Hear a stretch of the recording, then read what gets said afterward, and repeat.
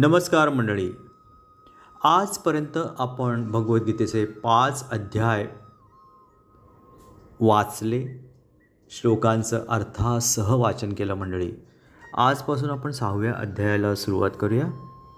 अध्यायाचं नाव आहे ध्यानयोग आणि एकूण 47 श्लोक आहेत या अध्यायात. श्री भगवान वाच अनाश्रितः कर्मफलं कार्यं कर्म करोति यः स संन्यासी च योगी च न निहि अग्निः न च अक्रियः.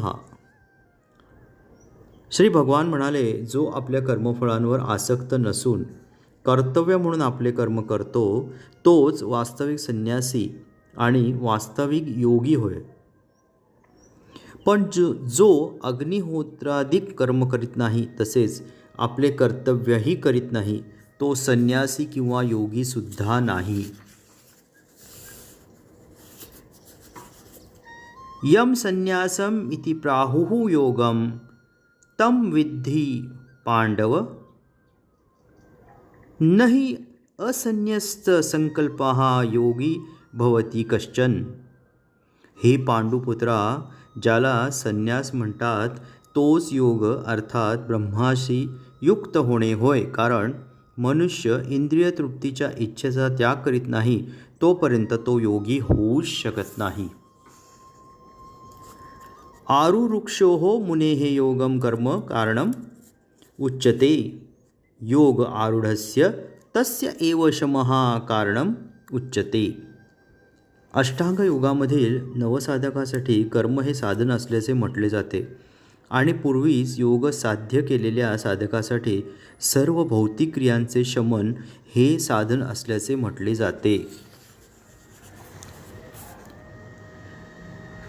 यदा हि न इंद्रिये अर्थेषु न कर्मसु अनुषज्यते सर्वसंकल्प संन्यासी योग आरूढः तदा उच्यते.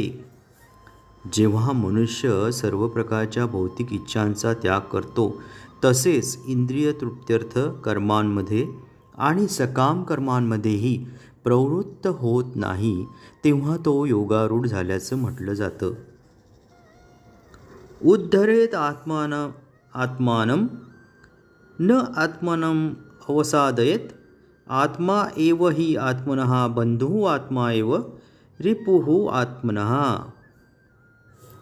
मनुष्याने आपल्या मनाद्वारे स्वतःची अधोगती होऊ न देता स्वतःचा उद्धार केला पाहिजे. मन हे बद्ध जीवाचा मित्र तसेच शत्रूही आहे. बंधुः आत्मा आत्मानः तस्य येन आत्मा एव आत्मना जितः अनात्मनः तु शत्रुत्वे वर्तेत आत्मा एव शत्रुवत्. ज्याने मनाला जिंकले आहे त्याच्यासाठी मन हे सर्वोत्तम मित्र आहे, परंतु जो असे करण्यामध्ये अपयशी झाला आहे त्याच्यासाठी त्याचे तेच मन शत्रू असते. जितात्मनः प्रशांतस्य परमात्मा समाहितः शीतोष्ण सुखदुःखेषु तथा मानापमानयोः.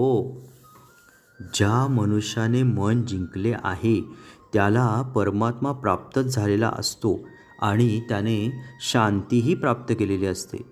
त्याच्या दृष्टीने सुख आणि दुःख, शीत आणि उष्ण, मान आणि अपमान असे सर्व काही सारखेच असते. ज्ञान विज्ञान तुप्तात्मा कुटस्थो विजितेंद्रियाः युक्त इति उच्यते योगी समलोष्ट्र अश्म कांचनः. मनुष्य जेव्हा अर्जित ज्ञान आणि साक्षात्कारायोगे पूर्णपणे तृप्त होतो तेव्हा तो योगी अर्थात आत्मसाक्षात्कारामध्ये स्थित झालेला असे म्हटले जाते. असा मनुष्य अध्यात्मात स्थित आणि आत्मसंयमी असतो. तो गारेचे खडे, दगड, सोने इत्यादी सर्व काही समदृष्टीने पाहतो.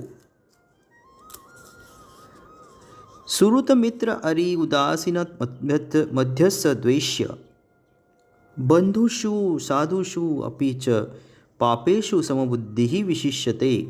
मनुष्य जेव्हा प्रामाणिक हितचिंतक सुहृद, तटस्थ, मध्यस्थ, द्वेषी, मित्र आणि शत्रू, पुण्यवान आणि पापी या सर्वांकडे समबुद्धीने पाहतो तेव्हा तो अधिक प्रगत किंवा विशेष मानला जातो. योगी युज्यत सतत आत्मानं रहसि स्थितः एकाकी यच्चित्तात्मा निराशिर परिग्रहः. योगी पुरुषाने सदैव आपले शरीर, मन आणि आत्मा भगवंताच्या ठायी युक्त केला पाहिजे. त्याने एकांतस्थळी एकटे राहून काळजीपूर्वक मनाला सतत संयमित केले पाहिजे. त्याने आकांक्षा आणि संग्रहाच्या किंवा स्वामित्वाच्या भावनेपासून मुक्त असलं पाहिजे. मंडळी,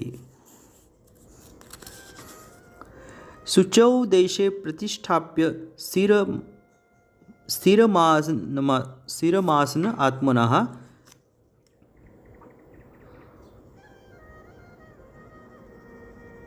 न अति उत्सृष्टं न अति नीचं चैल अजन कुश उत्तरं तत्र एकाग्रं मनः कृत्वा यच्चित्त इंद्रियक्रियाः उपविश्य आसने युज्यात योगम आत्मविशुद्धये. योगाभ्यासासाठी मनुष्याने एकांतस्थळी जाऊन भूमीवर कुशासन अंथरावे आणि ते मृगचर्म वा मृदू वस्त्राने आच्छादित करावे. आसन उंचावर किंवा अत्यंत खालीही असू नये, तसेच ते पवित्र स्थळी असावे. त्यानंतर योगी पुरुषाने आसनावर दृढतापूर्वक बसावे आणि मन, इंद्रिय, क्रिया यांचे संयमन करून आणि मनाला एकाग्र करून हृदय शुद्ध करण्यासाठी योगाभ्यास करावा. समं कायशिरः ग्रीवं धारयन् अचलं स्थिराः संप्रेक्ष्य नासिका अग्रम स्वं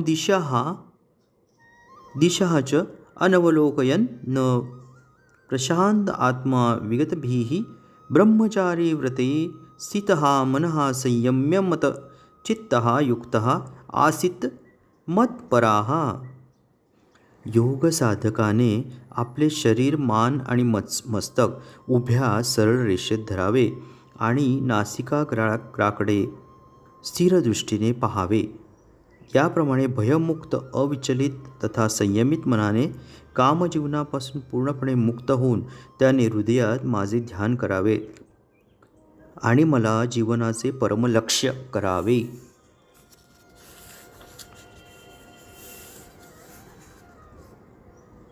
युज्यन् एवं सदा आत्मानं योगी नियतमानसः शांतिं निर्वाणपरमां मत्संस्थाम् अधिगच्छति.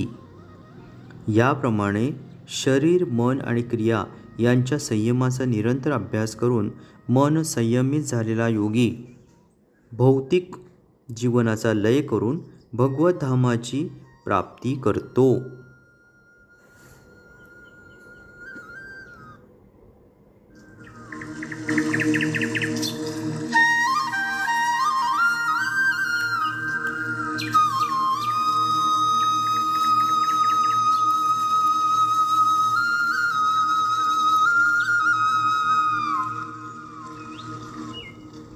याप्रमाणे मंडळी आपले 6व्या अध्यायाचे 1 ते 15 श्लोक यांचं अर्थासह वाचन आज आपण केलेलं आहे. ओम नमो भगवते वासुदेवाय.